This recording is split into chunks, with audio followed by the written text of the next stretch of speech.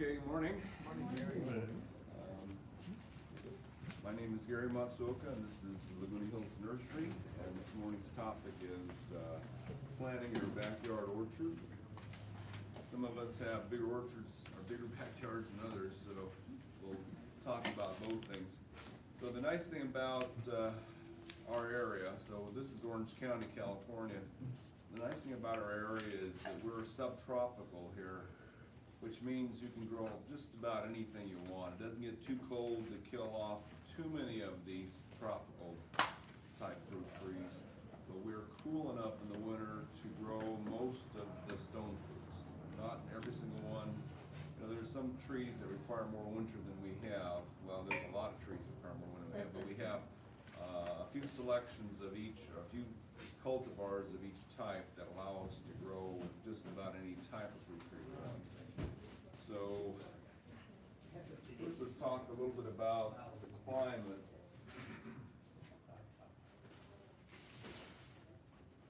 Now this is an exciting time of year for us because we have our bare root trees just arrived like 3 o'clock yesterday.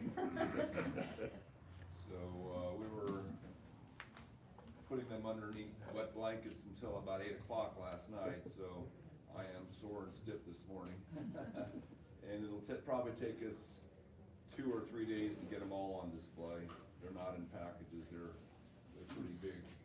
But anyway, our climate locally, there's a lot of microclimates in Orange County, a lot of them.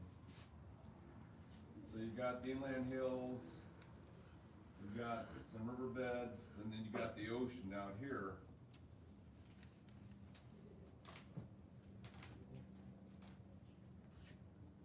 So cold air, now the air in general is cooler the higher you go, the higher altitude.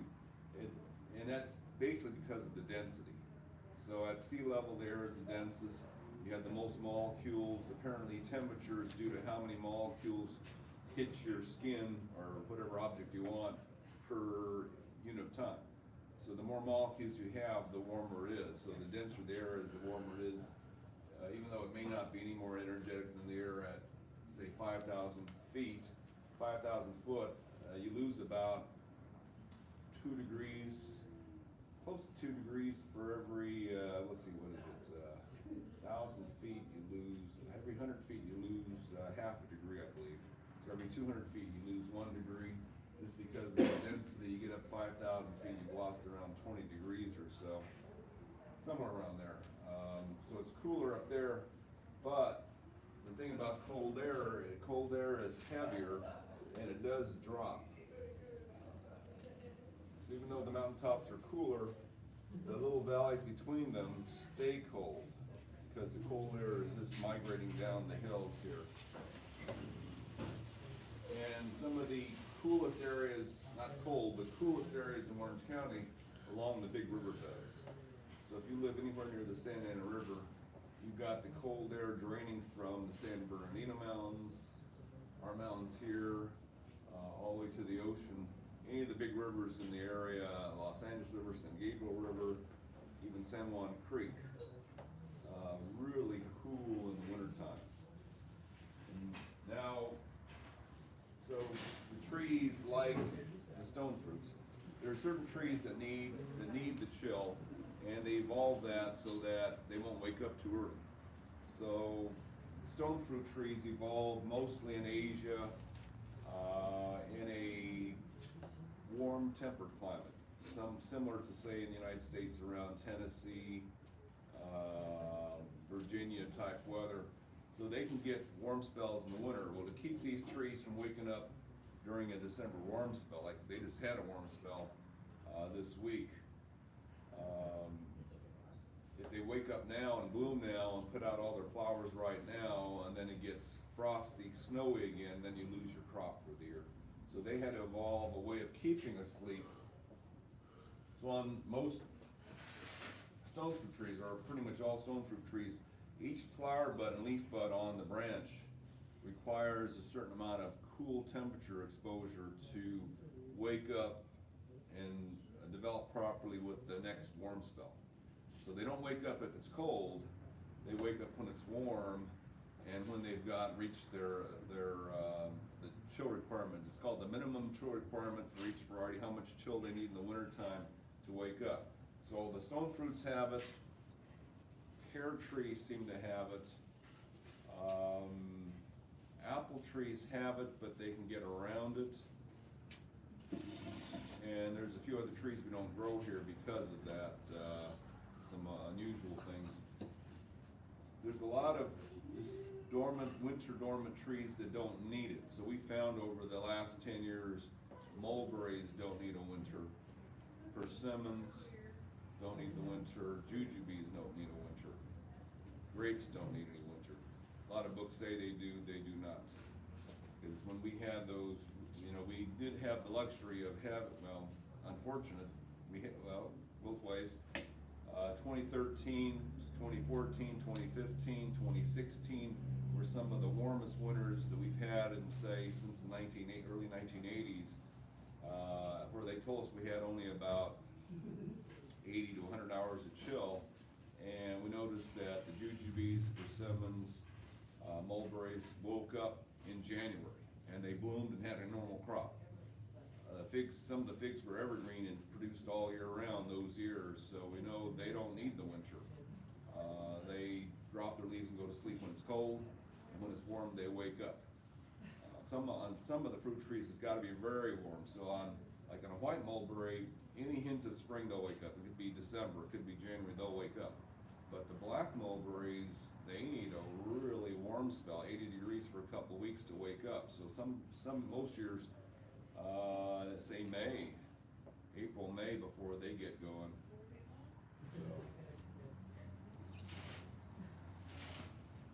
So for the stone fruits, we do have a minimum chill requirement, usually abbreviated MCR, and that's the chill that we need is not below freezing. I guess biological activities kind of halt when you're below freezing. So most plants that need a chill want something in the range of 34 degrees Fahrenheit to about 55 degrees Fahrenheit. Now, there are some models that use 34 to 45, which are the simple models, but we don't get much of this temperature here, and we still get chill.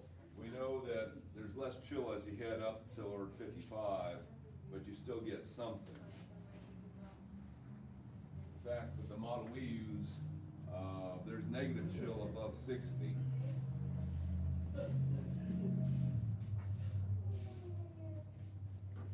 And according to most of the models, you get your highest amount of chill right around 40, low to mid 40s. So, like the old model said, you get 1 hour chill when you go between 34 and 45. Well, it's more complicated than that, apparently. They got 35, 40, 45, 50, 55. So I was told by one professor that this is the 1 hour mark here, then it's going to be something like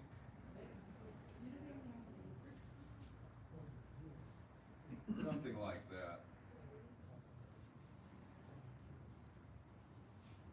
So you're actually getting more than 1 hour chill. Well, they said maximum chill at about 44 degrees. It may be actually a lot more than 1 hour chill at that point. If they're saying you get 1 hour chill between 34 and 45, then it's got to go above that somewhere. It said nothing's a straight line, everything's a curve. So this may be actually getting quite a bit more chill. Now this week, we're averaging around 60 degrees daytime high and about low 40s nighttime low. So we're staying right in this zone. So with 24-hour days, I would say this week you can pick up easily 100 hours of chill. So Cool. So a lot of people have told me they think, like sales reps and Dave Wilson, we already got about 100 hours chill, and that was a week ago. So with this week, we can be getting close to 200 hours of chill. most of the trees that we grow here, we want, say, 300 hours. We consider 300 hours of chill to be the average winter. We used to say 400. Back in the 80s, the late 80s, we were so cold, we were getting 400, 500 hours easily every winter. But, you know, after growing fruit trees for 30 years, I've learned my lesson. You know, the average is probably closer to about 300 hours. So if you get so if you choose a stone fruit tree or a pear tree, try to choose one that needs 300 hours or less if you want to have a crop every year. The lower the chill requirement is, the less frequently you'll have a crop failure. So if you choose like most peach trees need about 400 hours of chill. 400 to 500 hours, and we may only get that every 10 to 15 years. So if you could choose one of those peaches, you'll get a crop eventually, but not too often. I have a question. Yes. So once it gets, let's say, 300 hours and it warms up, will it bloom or? Right. Okay. Once And you it will hit be okay. the chill requirement of the tree, the next warm spell, they wake up. And it will be okay, like we'll carry its fruit and if it, Well, what we if don't it get- freezes again? Let's say it Fortunately, freezes Orange again. County does not get a killing frost. Okay. We've had one year, that was 1990, when we got something that was real nasty, 23 degrees. In fact, some friends of mine who lived along the San Juan Creek said their thermometer registered 17, and a orchard person who had an orchard in one of the little canyons near San Juan told me they hit 15. So 1990 is the coldest on record. Most flat ground areas of Orange County hit about 23. But that might have been even cold enough to kill something, but it happened December 23rd and 24th that year, so most fruit trees hadn't bloomed yet. In fact, that year we saw most things start blooming really early. So the nice years we have, like Central Valley always does this because they don't get any warm spells in the winter. So they get all their chill, and suddenly around March, the whole valley blooms at once. And we've seen it happen just a few years where we get sufficient chill all at one time with no warm spells, and then we get a nice heat wave. I can remember in the late 80s, it'd be 35 degrees every night in winter. In December and January, and suddenly February, we hit 80 degrees. And the entire backyard, my backyard, has exploded in flowers. And you knew that year everything was gonna get covered in fruit, and everything was. But that doesn't happen here too often. I mean, Central Valley, that's normal. Here, we tend to get chill, maybe, like by January, we may have 200 hours of chill. And then a warm spell, and you kind of lose a little chill, and then the end of January you get another 50 hours of chill, and then you lose some, and then you get, typically we'd get 2 warm spells in the winter. I remember I used to grow bananas, and all the leaves would freeze off. They'd grow a new set in January, that would freeze off, a new set again in February, that would freeze off, and then they get going for good in the spring. So that's not unusual for us to have warm spells and cool spells all winter long. In that case, you'd get something's blooming in January, something's blooming in February, something's blooming in March. And that's more typical what we see if they reach their chill requirements at different times. And even the things that don't require chill, like some of the jujubes and mulberries, wouldn't wake up until June, until we got nice and warm and stayed warm. They needed to stay warm for a while. So that's your chill requirements. Again, stone fruit trees, definitely. Pear trees, definitely. Well, pears will make fruit even if they don't get the chill, but it turns out real small.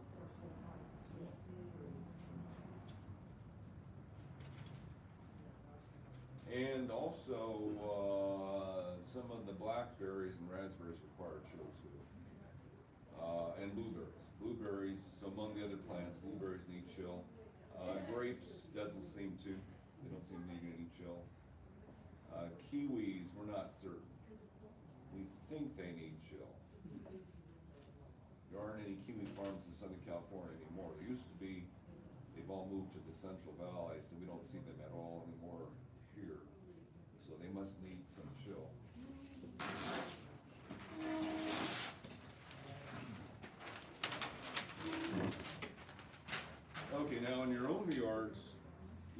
microclimates. So, unless you have a huge lot, say you have north side of your house, south side, east and west. Well, in the winter time, the sun's at such a low angle that this north side's all shaded. Perhaps 15 foot out on a 2-story house, you might be in total shade. South side, no shade at all. Of course, east and west, you get half the day of sun on both sides. So the warmest side is, of course, going to be your south side. Your coolest side will be your north. In my last house, we did have a 2-story house, tall 2-story house. And the nice thing about what the sun does is from about May through August, you've got sun to within about 5 feet of the house. So the sunlight moves. Fruit trees generally need sun when the fruit is getting close to ripening. So for the couple, the month leading up to ripening, they definitely need sunlight there. And the nice thing is most stone fruits ripen right about mid-year, right when the sun's at its very highest. So on the north side of our house, we planted apricots, cherries, plums, peaches, because they all ripen in the sun there, and they all got shaded all winter, which gave them a little bit more, just a little more chill. South side's a disaster for a lot of stone fruits if they need any chill at all, because that wall just heats them up. Now do note that the eaves of a house, if they're substantial, they'll keep everything warm underneath, right underneath the eave. It's interesting how that works. I had a starfruit, which are real tropical, at my first house, 5-foot eave, underneath it on the south side. That's when we hit the 23 degrees. Everything that stuck out anywhere past the edge of the roof froze off. Everything underneath the roof was fine, but just sticking out a few inches beyond the edge of the roof line, it froze. That's called, I guess they call it radiative freezing. I don't know how that works that way. Where if you can see the sky, you freeze. If you don't see the sky, you don't. It's real interesting how that works. But okay, so east side, west side, more neutral. The north side generally is a good spot for a lot of stone fruits, or fruits in general that ripen mid-year. Loquats ripen mid-year. Most of the grapes do too. So now, as far as how much sun these trees need, stone fruits, I would tell you, you have to have sun on them when they're ripening, because most of this, with few exceptions, there are a few exceptions. The pluots and the pleuries are exceptions, but most stone fruits only have a couple days to sweeten up. So if they're not in the sun for the 3 or 4 days before they're ready to be picked, and they don't hang too long. Most stone fruit have only a couple days of hang time. There's no time for them to sweeten up. If it's cloudy that week, you get a bad, your crop doesn't have much flavor. If it's sunny that week, you've got a good flavor. So stone fruits need to have sun on them when they're ripening. A lot of fruit trees, the fruit hangs on for months. Apples, in general. Citrus, 5 months hang time. Avocados, 5 months hang time in general, or even more. So if they're in half a day of sun, they tend to still taste okay. Grapes can hang on for a long time. I've grown grapes in almost total shade, and it takes them longer to ripen, but they'll still make it. So if you have choices where to put things, know that. So citrus, I've grown a lot of lemons on the north side of my house, and they never seem to ever get sun. Of course, they're lemons. So they're okay. Gary, how about pomegranates? They can hang. Okay. They hang a long time. So they'd be okay, they could go, where would you put a pomegranate? I guess it's not. Well, at least half a day of sun. I would say at least half a day of sun, because you have to be careful. In the wintertime, this is totally dark, so you wouldn't want anything to ripen in the winter there. And some pomegranates, the days are really short by the time they're ripening, so I probably wouldn't want to put them on the north side, but east and west.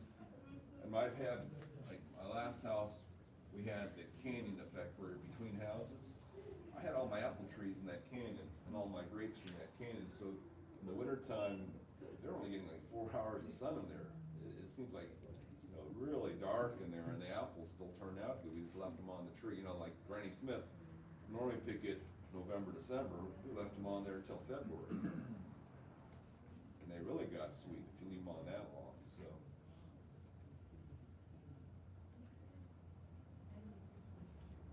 Also, if you live on a slope,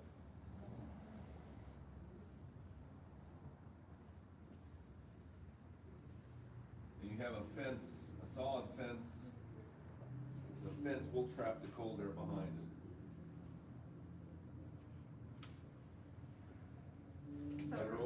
So wood fence considered solid? Yep. Anything that can hold the cold air in, because cold air is like water, it flows like water, so if you've got a fence on one side, it'll trap that cold air. At our old store, our property dropped about 15 feet over about 500 feet. And when we had that 1990 frost, we had a solid wood fence at the bottom. And you can see our frost damage in nursery lined up evenly with the top of that fence. Everything below the fence line was frozen. Everything above it was not. So that fence just trapped all that cold air and froze all the plants in that area. So that's a good place to put stone fruits. Yes. Okay. Yeah. So that fence is on the other side of the house, Yeah, on this side will be warm. or if it was on this side coming down? Well, it'll keep the cold air from coming down. Uh-huh. It'll trap it behind it.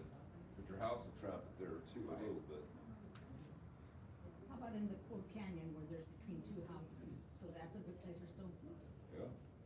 Yeah, if you get the sun when they're ripening, that's the other problem though.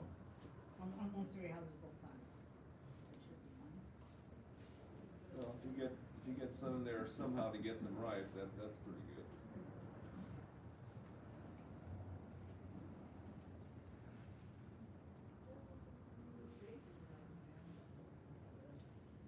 Yeah, so in your neighborhoods, my last house, I lived at the top of the hill, and at the bottom was one of the tributaries to, this was Trabuco Creek, and it went to San Juan Creek. And I remember one December morning, I was walking my dog, and the sprinklers were on our street, we're fine. Halfway down the hill, all the sidewalks are covered with ice. So I was up at the top of the hill where there was no, it's a nice place to grow bananas and mangoes, but halfway down the hill, it was freezing. A friend of mine who lived near Oceanside, they said their property dropped 50 feet. And he had a 20-degree difference between the top of his property and the bottom in the wintertime, in the mornings especially. 20 degrees, because his property bottomed out at the creek bed. He certainly can put along his hillside property all the different, tropicals up here, stone fruit down here, cherries at the bottom, say. Is the Santiago Creek big enough to cause microclimate? Oh, yeah. Any creek, even just a drainage ditch can do that. Gary, how far out though, like from the creek, like? It goes quite a ways, you just see how water moves. Like a friend of mine lives a block off the river. He grows anything. I can't believe it. He grows, 4 kinds of walnuts, 5 kinds of pears, Bartlett pears, the Anjou pears. I've never seen him grow that before.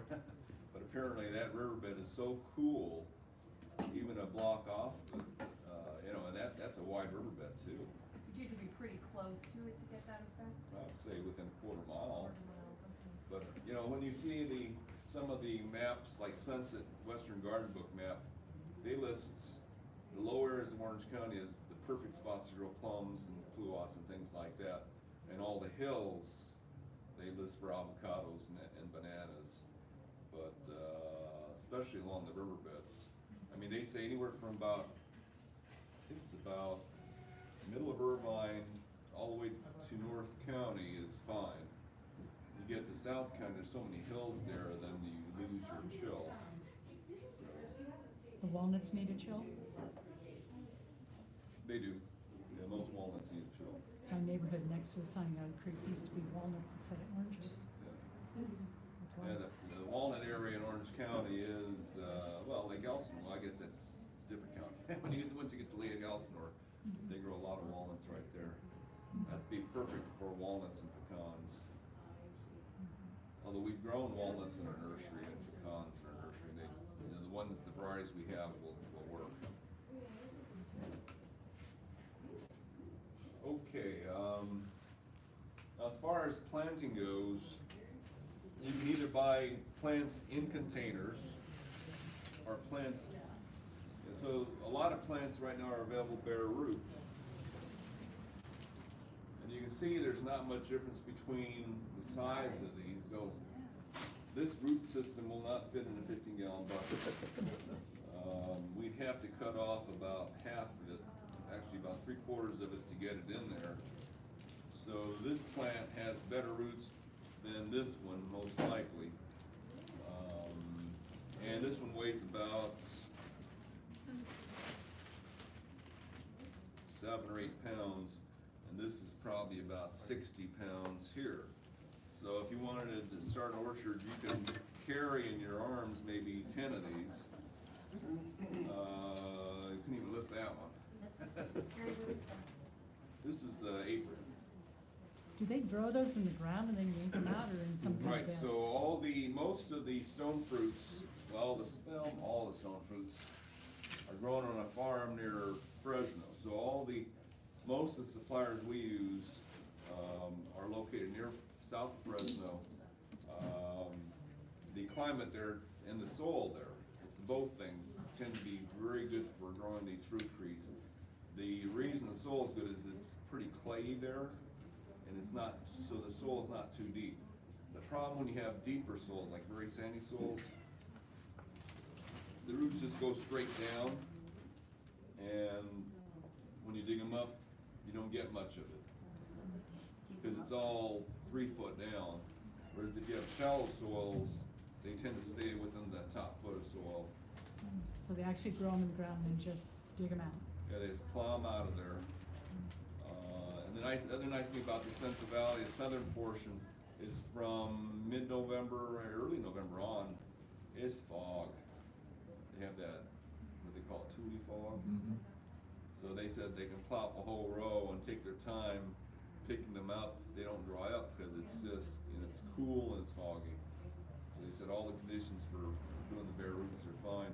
I mean, Dave Olsner, who we get most of our trees from now, they store these on their farm in stacks like 20 foot tall, just stacked up.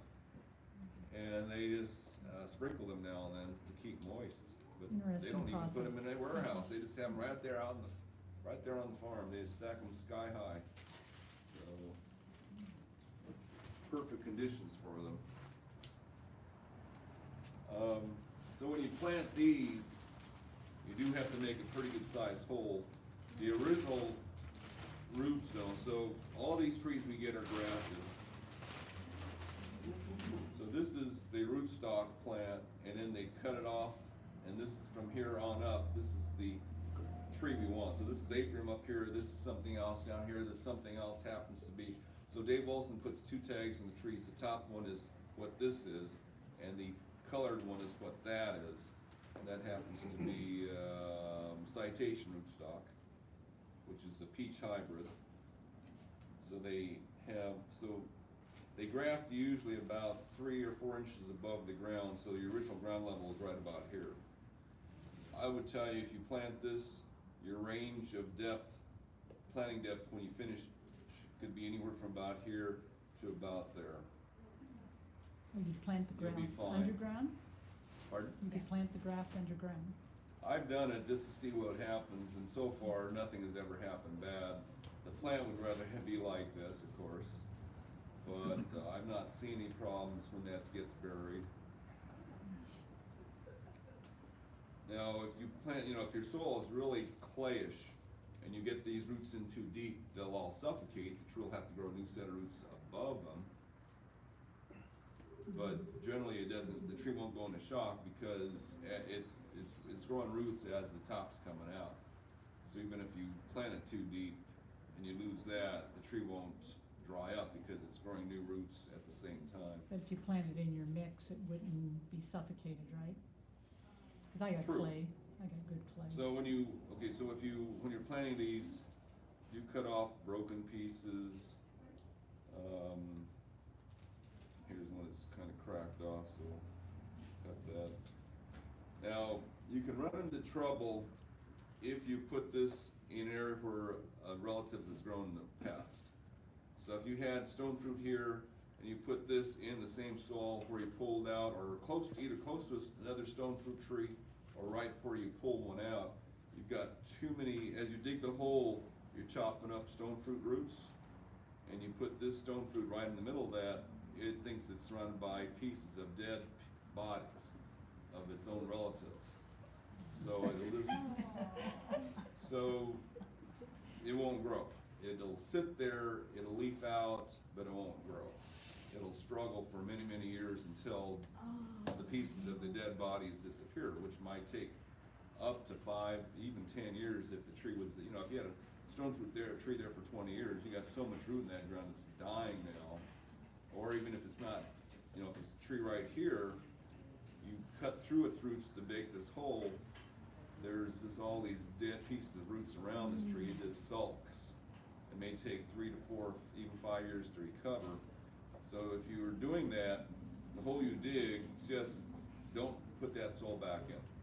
You can dig a hole 30 feet away where there's no roots of any relatives, and then just switch the dirt. You can get our top potting soil, which is a decent soil substitute, and put that in the hole. You can get pure sand of any type, put that in the hole. That'll all work. Just don't put any compost in the hole. You put compost in the hole with this tree, it'll just die.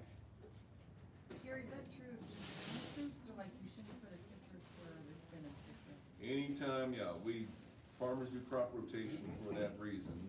Any plant that's there for any length of time will leave dead roots if it's up behind, or even just live roots that you're cutting up that will cause trouble. Can you mix a stone fruit with a citrus? Yes. Does that matter? Okay. So if you take out an apple tree and put in a stone fruit tree, this thing don't care at all.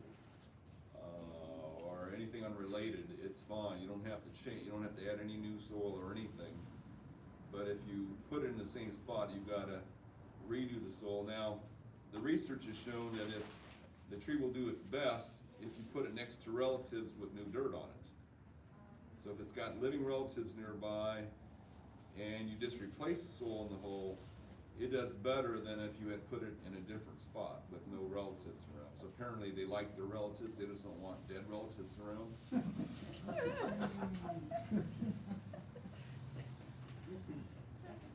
They did studies in apple orchards where they said there's an apple replant syndrome, but if we remove the old soil, so in orchard situations, they want the trees to get pretty big, so they'd remove about 3 foot of soil, 1.5 foot deep, and I actually met a guy who said he did that in college in an apple orchard. He actually did that work. And then they would put a new apple tree in that new soil, and it would do really, really well. Better than if they had started a new orchard. So, yes. With the root structure of that being kind of out, would you stake it for the first year or two to help keep it up? Or would you just let it go? This is much more stable than a stake. So a stake just has one thing going straight down. These are like guy wires. That's more stable than a stake is. There's no way this can hold the stake up. Stake wouldn't be able to hold this up. So they grow more sideways than down? Yeah, in nature, the average rooting depth, well, in a city, the average rooting depth of a tree is probably 10 inches. In nature, it's more like 15, 16 inches if you don't step on the dirt all the time. And that's it. So, I mean, you see pictures this last night I was watching pictures, they're showing trees that have fallen over. Only this much dirt comes up with them. So you don't have to dig very deep when you're doing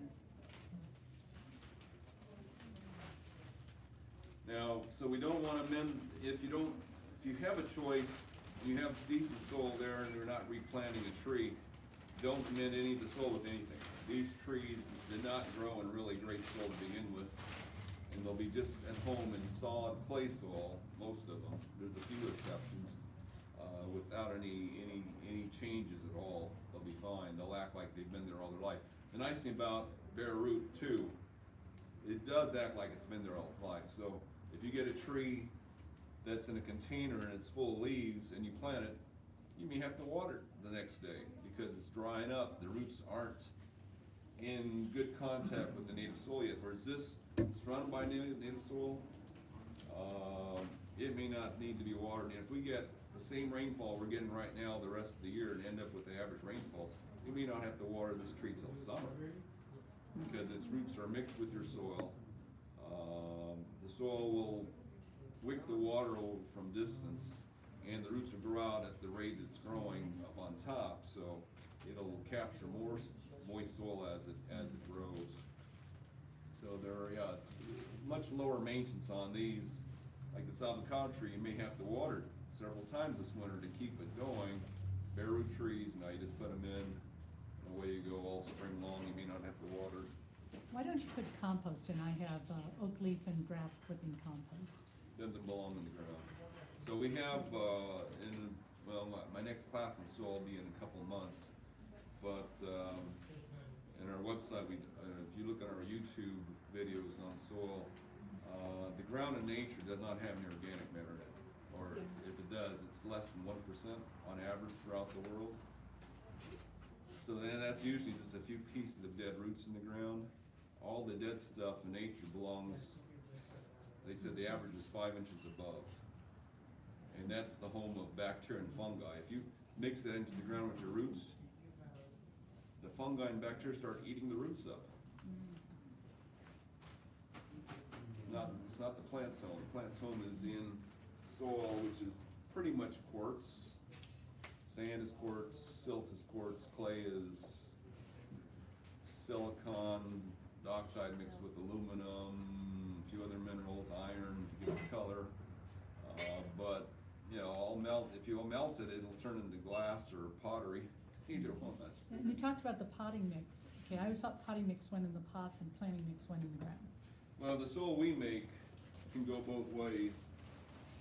So that's a good question though. So most potting soils and planter mixes are made out of compost because, I don't know, I guess academia has told them to make it that way. I'm not certain exactly why. But there's a lot of nutrition there if it's compost. But it's certainly not a good home for the plants. So when we made our own potting soil, we started making our potting soils in the early 90s. We decided to make it more like dirt. So this is 2/3 inert material, mostly quartz. Different forms of quartz, sand, volcanic rock, and sponge rock are all silicon dioxide with a little bit of peat to make it look more like other planter mixes and potting soils.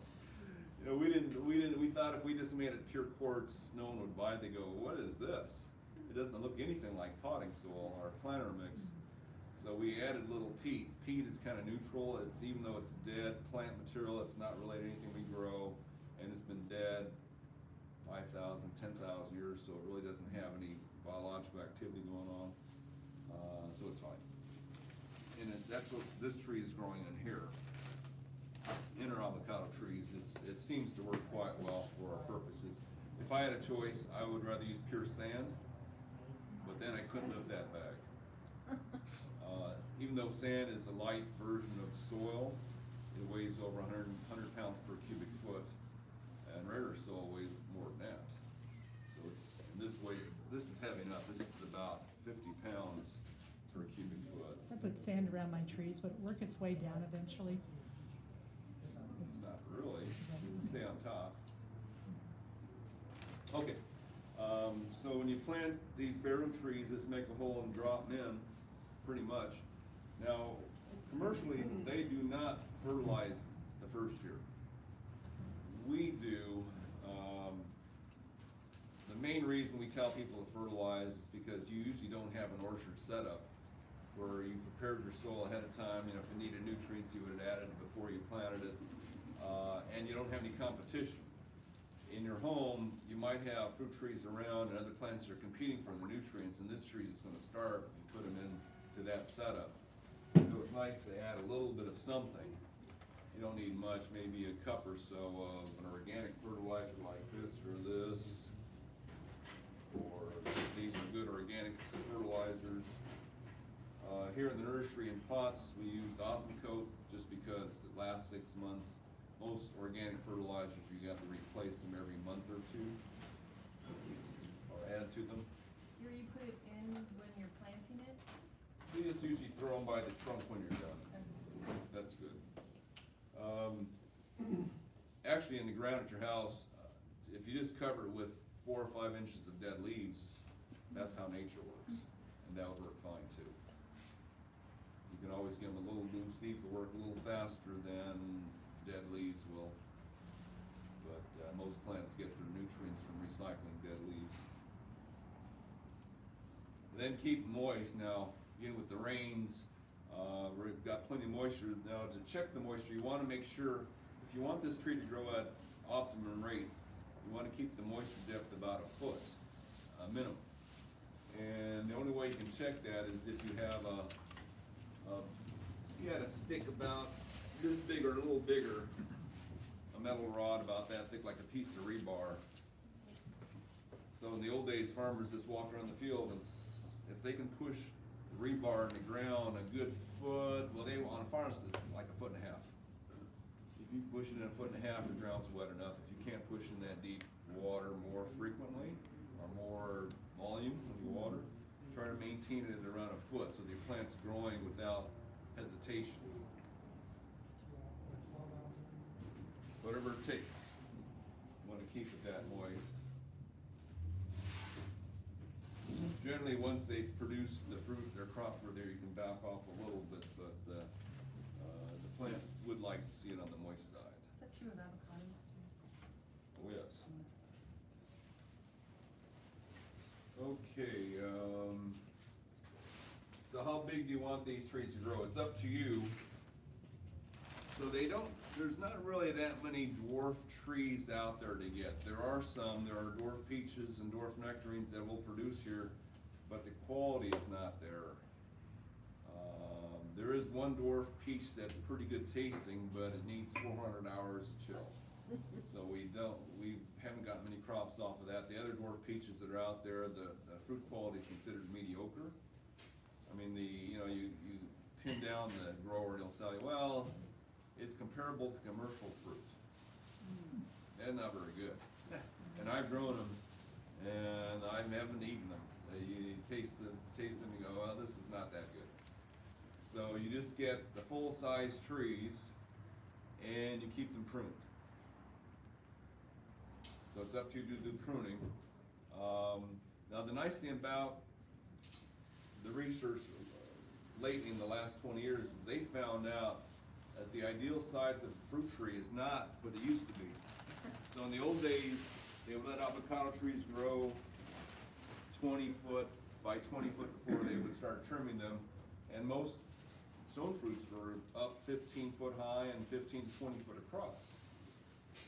Well, they found out that when you have a tree that size, the foliage is so dense, light can't penetrate more than about 2.5 foot through the canopy. So you've got a shallow fruit. Inside the tree is just a big bare spot, nothing going on, so you're wasting your land. So the most efficient size for a fruit tree turns out to be about, say 5 by 8, 5 wide and 8 foot tall is about the goals of many orchards nowadays.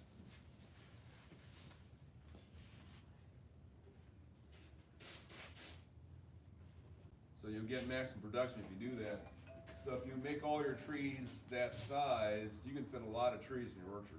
So instead of one tree taking up, a 20-foot space, now you need about, at least 4 by 4, 16 trees in that same spot. Parallel circle, so maybe 12 trees in that same spot to take the place of that one big tree. The nice thing about, so it costs you a lot more to plant, but you don't have to wait as long. So what they found out is a lot of these tree shapes that they were making took 5 years to create by pruning. Whereas, they found out, well, peach trees are only their best production is the first 10 years. You take 5 years to create that shape, you've lost half of your production time. So they're saying now, we'll just let it grow small and use that. Yes. Same for an avocado, 5x8? Avocados tend to be lighter producers, but the potential's still there. Cause, I thought, I used to tell people, grow avocados in the ground because they have to get bigger. But a friend of mine had one in a 24-inch box, which is not much bigger than this pot. He had 80 avocados growing on that thing. And I was going, God. How tall? Here. Box and all, it was about like this. So if you take the box off, it's only about 4 feet. 4 by maybe 5 wide. And we counted them, 80 avocados on that tree. Do you actually prune an avocado tree though? Oh, yeah. Yeah? Okay. Yeah, I had a friend who had an orchard, and he says, we're cutting our trees at 12 foot every winter. You lose a little bit every year, but it's better than, in the old days with avocados, they used to let them grow 20, 25 foot too tall, so they would stump them back down to 4 and let them lose 1 year crop and let them grow again. But now they said they just prune them all every winter, just cut them back down to about 12 foot. Most fruit hangs on the bottom branches, so you don't have to climb any ladders at that height. But now that my friend did that one, 4 foot tall avocado with 80 fruit on, it's like, I mean, we saw the one at the Irvine, the Great Park demonstration garden. We were there about 3 years ago, and there was 50 avocados on the bottom branch. We're going, okay, that's pretty good. So they don't have to get as big as we thought to get a good crop in a small area. So the nice thing again, if you have a tree that's 20 foot across and you let it fruit, that's like 400, 500 pieces of fruit off of one tree. And if it's a stone fruit, you've got 2 weeks to pick it. What do you do with all that? So if you have 12 trees in this space here, all different harvest periods, each tree making roughly 50 to 100 fruit, you have a much more manageable harvest. Yes. Any thinking that less fruit is going to be bigger and nicer versus a whole lot of fruit? Well, yeah, per square foot of tree. So all the research shows the more fruit on the tree, the smaller the fruit. The more water you give, the larger the fruit. So there's two things. Yeah, more fruit, the fruit is smaller. More water, the fruit is bigger. So you do have to thin out most trees to get optimum size fruit. Of course, there's some plants we don't care if the fruit's real big or not, but commercially they very, they do want the larger sizes. So Gary, when you're picking fruit trees, look for different ripening times. Right. So you don't have everything at once. Right. So on the stone fruit especially, deciduous fruit trees, Dave Wilson on their website has a little chart that has the ripening dates for all the deciduous fruit trees and the cultivars. Now this is the ripening dates for Modesto, but generally, if you bring them here, they're similar spacing. It may not be exactly the same time. Things up there ripen different times than they do here. But it's, there's a few things that are earlier here and a few things that are later just because we don't get the chill here and we have earlier warm weather sometimes not. Okay, so spacing wise, now Dave Wilson says that you can make hedges of fruit trees every 3 feet. I find that a little bit close. I'd rather go 4, but they say you can just line up your trees 3 foot apart and make a hedge out of it. And certainly, there's a lot of orchards that are hedges too. If you go to a vineyard, it looks like a hedge. If you go to most apple orchards now, they're trained as hedge-like instead of tree-like. So 4 feet from tip of the root to tip of the root? trunk to trunk. Trunk to trunk. Now, the other method they use, so the other thing, if you go on Dave Wilson's website, and they do have something you can look at that says backyard orchard culture, but instead of growing one tree in that area, and generally what I did in my own backyard is say one fruit tree, I give them 10 feet. If you have a citrus tree, the nice thing about citrus, even if there's 500 on there, you got 5 months to eat them, you can eat them all. So it's not so bad, but what they're saying to do is if you say have a 10-foot space or an 8-foot space for, say, a peach tree, instead of just putting one in there, you can put up to 5 in there, about 18 inches apart between trunks. Every time we listen to them, they're going closer trunks. They originally said 24 inches, now they're, might be closer than 18 now. So I did this, I had 5 peaches and gave them about an 8-foot wide area. So each section was a different peach tree, and they ripen at different times, from May all the way into August, and that worked out quite well. The interesting thing is that very few crossing branches in there. I mean, this tree, very few crossing branches in this tree, and this branch doesn't know that it's attached to that. They just naturally grow away from the shade. So everything's headed outward, so when you put them together like that, generally they head outwards. Now what Dave Wilson says to do is try to make sure they're all in the same rootstock, because some rootstocks give different growth patterns. I would say in particular apples. So like, I had an apple group once where there was 4 apples on semi-dwarf rootstock and 1 apple on regular rootstock. That regular rootstock that thing wanted to take over the group constantly. So you have to watch out for that. I don't know with stone fruits if it's all that difference that much difference between the different rootstocks. Now, in the past, we have used a lot of citation rootstock, which this pink tag is. We're kind of backing away from that a little bit now. So citation rootstock from Dave Wilson on stone fruit handles wet clay really well. But when we had the 4-year drought, it didn't take drought at all. We lost every single tree in our yard on citation rootstock died when we backed off 1/4 of the water supply. They didn't make it. All my other stone fruits on any other rootstock made it. So now we're double thinking this, if we can avoid the citation just make sure you have good drainage if you have clay soil so it doesn't sit in a damp area. Citation likes wet clay. It doesn't like dry clay or dry of anything. So, Gary, just a question about your measurements on that, when you plant the fruit trees in a circle, so it's 18 inches from trunk to trunk, and you said 8 feet, is that like the diameter or the radius 8 feet? diameter. We made Okay. this whole group about 8 foot across. Okay. And that way, on each quadrant here, you're getting about 50 to 80 fruit, somewhere in that range. And trimming it, you trim everything away from the middle if it did grow toward the middle? Yeah, but realistically, on that peach group, nothing crossed, nothing.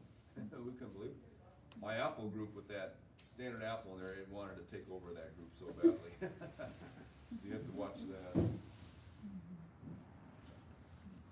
You can put different trees in this group too, but it looks better if it's all the same or related. Peaches and nectarines look fine together. But you could put an apple and a pear, and you can do that too if you wanted to. Yeah, so the other options are you can put them in a row, 3 to 4 feet apart, or whatever distance you want. You can zigzag them. I mean, you can do it almost any shape you want, whatever fits your yard best.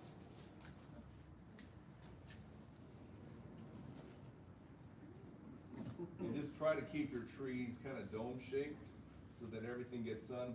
You know, the old way they used to shape trees. Oh, wait a minute, please. A good picture of it, thank you. Sorry. So the old way we shaped trees was this shape, which turns out to be the worst shape possible on a fruit tree, was the open base. So they're saying the opposite. You want a tree that's shaped like that, with the same branch structure though. But just make sure that, the outer edges are lower, so the sun can hit everything. And most orchards end up looking more like, some apple orchards, this is what they're going toward. That's, So if we're doing this, how many hours of sun do these trees require? well, in my own backyard, I've never had much areas that got over half a day. So if you get a half a day on just about anything, you're okay. Although, I have, we had a growing ground in full sun, and we had our backyard in half a day, and the biggest difference I saw was on figs. Figs in a full day of sun tasted a heck of a lot better than it did in half a day. But I wasn't seeing that much difference on too many other things, but the figs definitely had better flavor in a full day. So this is called spindle shape versus the true dome. The dome is what supposed to be the ideal form.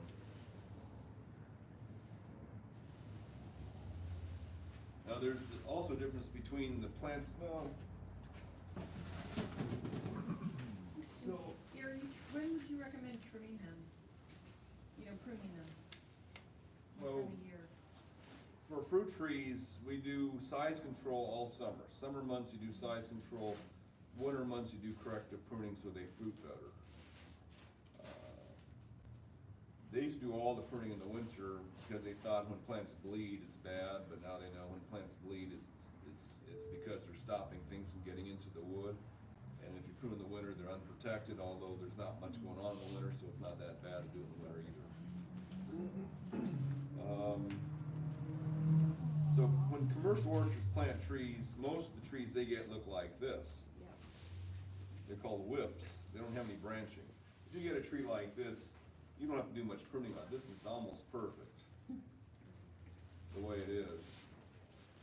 This, what this can do, if you put this in the ground, generally the top 4 or 5 buds open up and you get the tree up here. And you may not get anything down here. So when you get a tree that looks like this, you might want to cut it off where you want your bottom branches to start. And if it's a stone fruit, the lower the better, because, what I forgot to mention is that even if you have a wide open space, generally the air is colder near the ground than it is 10 feet off the ground. So the bottom branches of a tree tend to get the better chill than the top branches. It's interesting, we've seen over the years on an apricot tree, when the chill is very low, you only get fruit on the bottom branches. If we get plenty of chill, the best fruit is on the top branches. But, So you're thinking you might trim that down to about where? where you want the branching to start. 4 feet. So, It's kind of shocking. Yeah, like. It's really shocking when you do it. so in a commercial orchard, they might want that at 18 inches. 18 inches. Yeah, they put their knee up next to it and that's what they cut it. Pardon? They put their knee up to it and that's what they cut it. Because About that's- 18 inches. So it depends where you're branching. Like this has got branching right about 2 feet, so that's pretty good. That's pretty low. Yeah, 18 inches, yeah. Whereas this doesn't have anything, so if you want to force it, prune it. Wow, 18. I thought you talked about that creating multiple trunks when you cut it like that. Yeah, you can do that, although, so That's what you do. depends what the tree Oh, is. that's- Apples, nowadays, we like to work with a single trunk. So if you get a whip like that, cut it to this height, and then train one to go kind of upwards again, and then train the other ones to go like this.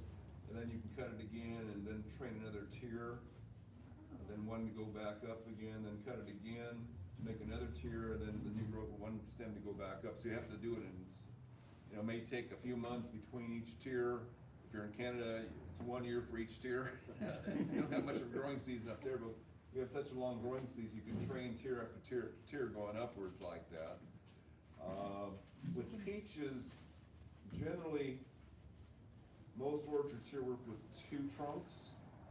You can do the one, if you get a peach tree that's really got a nice branching structure, you do work with one. The reason they go with 2 is they say if you have 1 trunk, the growth is just too vigorous. You get this massive growth going all directions, whereas if you have 2 trunks, it kind of tapers it a little bit, so it's not so wild. But since since you don't have to prune a whole orchard, you can control that. So just go with one trunk and control the branching, so it's more, because on a peach tree, they want the branching to be more horizontal, not all turn upwards and become trees. Whereas in a lot of fruit trees, like the plums and fluots, just a normal fan shape is fine. Apples and peaches, we want the fruiting branches to be as horizontal as possible. You get more fruiting, better fruit, better quality fruit on horizontal branches.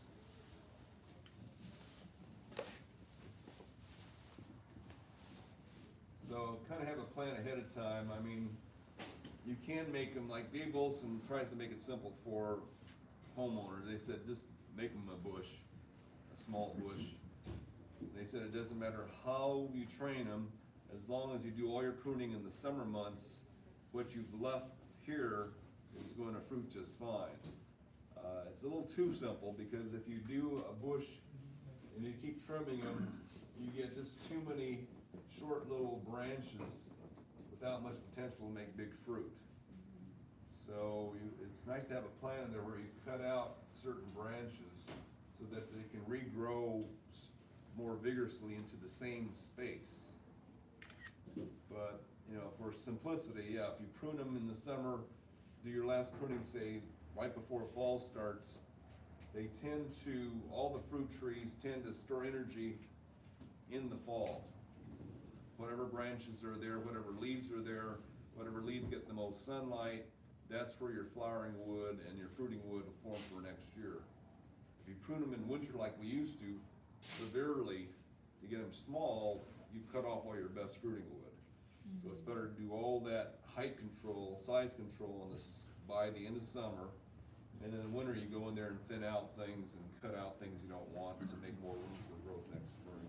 Would it be the same for a pomegranate? Yeah, pomegranates fruit on new wood though, so it's not as critical. Okay. There's a few trees that fruit on new wood. Pomegranate is one, jujube is the other, so you can pretty much cut the top off those trees and they'll fruit the next year. Pomegranates I'm not as positive. Jujubes I've tried just to see if it worked. So jujube trees, they set in Afghanistan, the farmer uses the whole tree, they get like 20 pounds of fruit off of each tree. 2 weeks later, they strip off all the leaves and feed to their cattle. Now, truthfully, if you've grown jujubes before, 2 weeks after the fruits form, they start dropping, they start going to sleep. So stripping them off and feeding your cattle is not a big deal. And then they cut the tree down in the winter to a 4-foot stump and eventually use that wood for firewood. So I had a jujube that was 10 foot in my house, cut it down to 18 inches. He was shorter than they said. And by July of the next year, it was up to face height, full of flowers and developing fruit again. Wow. So I was amazed that actually worked down that low. Yeah. Did your cattle like the leaves? The cats. So some plants you can just hack them down every winter. I mean, figs, we usually cut them severely only in the winter time. But most fruit trees, you do your summer pruning. I mean, in citrus orchards, when I travel through the Central Valley, I see them pruning the orchards by truck. They have big saws on the sides of their trucks, and they just go through the orchard hedging Wow. those trees. Wow. So, I actually know the person who invented that, or I actually know the daughter, the niece of the person who invented that truck. And they created Mission Viejo. They're the ones who bought the land for Mission Viejo. They got their fortune because they developed those trucks that trimmed the orchards. Okay, any other questions today? Allow a citrus question, please. I'll get, all of a sudden, the year before, what was a great branch, just absolutely dies. Just the branch. Well, there's a disease that'll do that. Pearson's disease does Uh-huh. that. And it's in the area, it used to be called the Anaheim disease. It's here. Okay. So you can lose entire branches on grapes. They can regrow from what's left and still be productive, but you can lose the entire plant sometimes too. So, that was last week's class. Hey, Gary, so I'm just wondering, is it better to get a bare root that is all those branches going or not? Does it, Yeah. maybe it doesn't matter? Well, if you can get a tree with branching versus this, yeah, I'd choose this over this. But some years, there's no option. Okay. Like this, we ordered the biggest persimmons we can get, we got these. So that's all, so some years, that's all you can get. And some years you get things that are nicely branched. So, you know, it's Did you get any of the Hayacha? Is that how you say it? Hachia persimmons, we did get 10 of them. They're not much bigger than that. So, How old is that one there? these are all 2 years from graft. Well, they're a year and a half from graft. The root system is 2 years old when we get them. So occasionally they'll send us 1 year trees. Some trees grow fine in 1 year. As far as watering goes, most fruit trees like sprinklers. Drip system's more efficient, but sprinklers cover more ground. So a lot of the orchards that used to use drip switched back to sprinklers because they needed to cover more of the root system of the tree. So most fruit trees, they'll tell you now, you want to make sure that at least 40% of the drip zone is moist, being watered. So, you know, on citrus, they still use a soaker loop, it seems. So you have this big ring of wet soil 2 or 3 feet out of from the trunk. But most other fruits, because citrus don't like to get their trunks wet. Right where the trunk enters the dirt, if that area stays really wet, they sometimes get this gummosis rot going on. But most other fruit trees don't care if their trunks get wet, they're fine. So you can use sprinklers for those. Drip is more efficient use of water, but then you have to use more drippers, and it is a lot of maintenance to keep fixing the ones that get broken. So sprinklers tends to be a lot easier in the long haul. In the long haul, not much difference in water use either. So drip is much more efficient when the trees are young and you have a lot of bare dirt. But once they fill in all the gaps, there's not much difference in water use between drip and sprinkler. Drip does save on weed growth, although the other thing about trees now, they're finding out that if they let cover crops grow and other things grow between the trees are healthier. We saw this interesting article from Florida saying that they had some orchards that were abandoned due to the greening disease down, HLB disease. Some abandoned orchards were abandoned, so a farmer came and bought the property, couldn't afford to pull the trees out right away, so he planted cover crops over the whole area, and to his surprise, the citrus trees recovered. Wow. And he started producing again.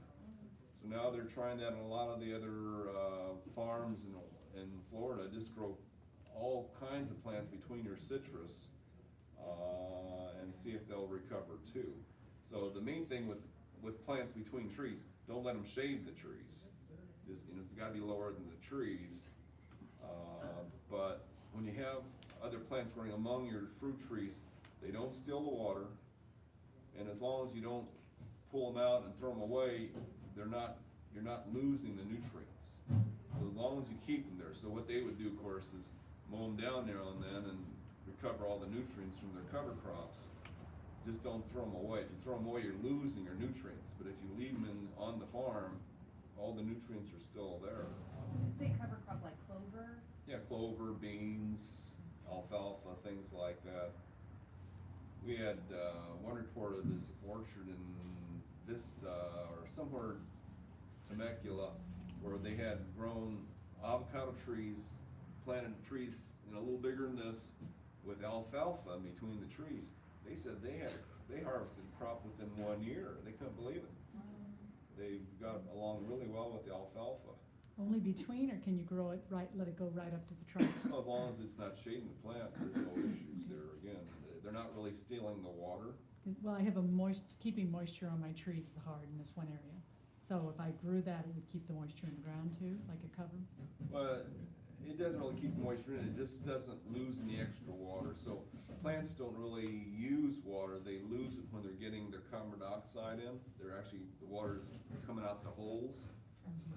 Yeah, transpiration, but the air can only hold so much water. So if you have an orchard of just trees, avocado trees say, the air can hold so much water, that's how much water the trees will lose that day when their pores are open. If you have trees in ground cover, you still lose the same amount of water. It doesn't increase just because you have more plants. But does it work like a mulch to keep the water in the ground? Well, yeah, it helps that way. Okay. Definitely helps that That's what way. I- So I But can. yeah, so it doesn't steal the water, and it may help maintain the moisture better, help soak up the rainfall better, all that. So no downfall of having all those plants in between the trees. Can you graft the different cherry trees together? Cause I, out of 3 cherry trees, I keep losing one. So if I grafted them, then each tree would have all, do you do a class on grafting? No, I haven't done enough. The California Rare Fruit Growers Yep. has a class end of January, California, Rare Fruit Growers. Rare. You guys meet in the church still? They're meeting there at the church in Santa Ana, Church. San Diego. Mm-hmm. The third Wednesday of the month. Yeah, so they have a special class on that. They'll have all the experts there.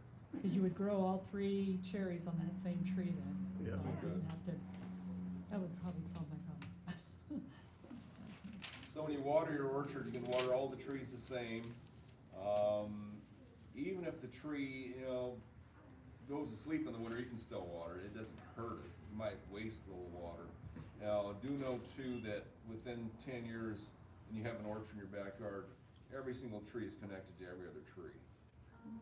So at that point, if you lose, what we found out in our yard, once it hits about 15 years, if this sprinkler broke and no longer worked, the tree was fine. They're all connected. So, it's not, so as the orchard matures, then everything gets easier because of that. But again, try to maintain the moisture. That's important for size and production. When you say connected, the roots actually connect to each other? Yeah, what they found out, it's interesting, so this is in our soil class too, but in the 1950s or 60s, with electron microscopes, they found out that most of the roots of a tree, well, what they thought were the roots of a tree, 80% of that was actually a fungus. And the fungus is the thing that breaks down the dead leaves on the surface and gives them back to the roots of the tree. They found out that one fungus plant can connect all the trees. They said that they found this one fungus plant in Oregon that was like, 70 yards across? Biggest living organism known. It connected all these trees together, so they acted like one unit. And it does the same in your yard too. It'll connect all the roots together and it'll transfer the water from one plant to another. Just because it wants to keep its entire self alive, and it's connected to the trees also, so interesting what nature does.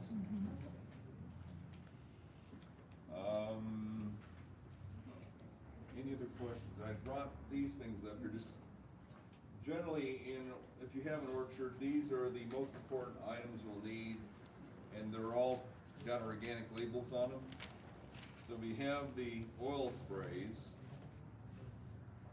which takes care of mildew and sucking bugs in general, like spider mites, aphids, whitefly, scale, When you spray that, Jerry, anytime, when it's warm.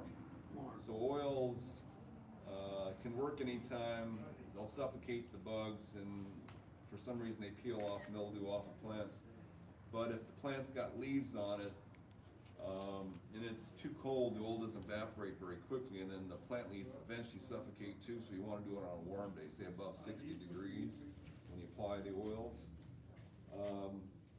The Captain Jack's Dead Bug Brew with spinosad, and this is a chemical used for controlling any chewing bug.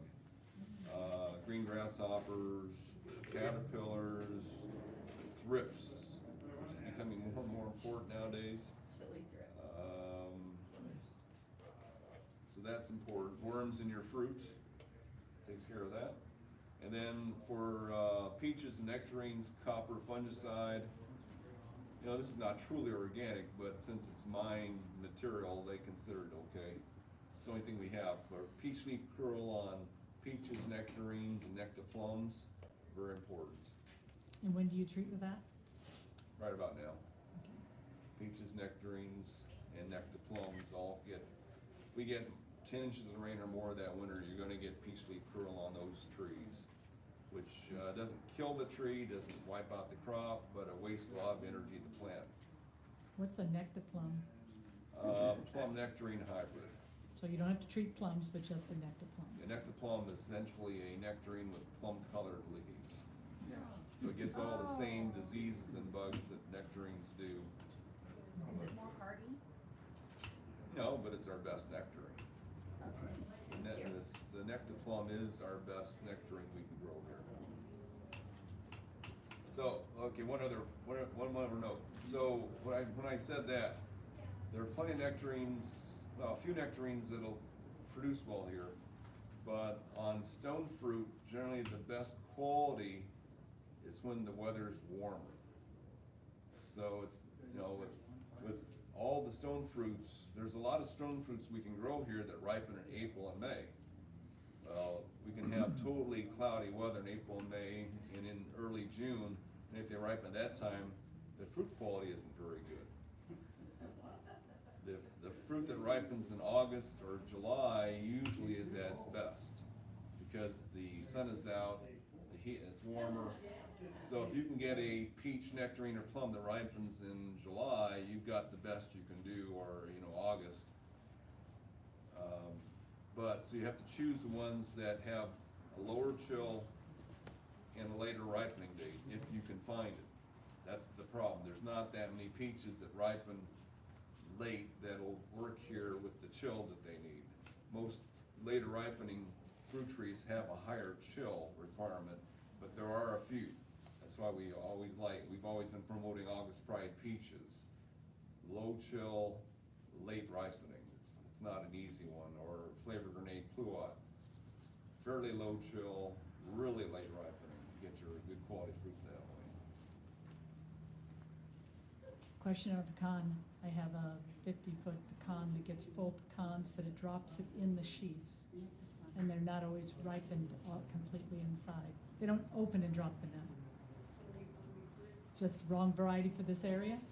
I don't know pecans well enough. The ones that we usually get when we get pecan is called Western Schley, and that has done well for us. I don't know the other pecans. I mean, pecans like, you know, they like the weather like the Gulf Coast, which is really stinking hot between May and October, and humid too. Other than trimming the tree, how do I stop the pecans then? Because I just get squirrel problems. If you trim them severely every summer, that would stop every fall. Okay. All right, thank you very much. Rare Root's not available until tomorrow, probably. Do you have nectar plum that's bare root? We got in like 50 of those, so we'll have plenty of those. So, and these are ready to go, you're gonna sell them like this? How does it work?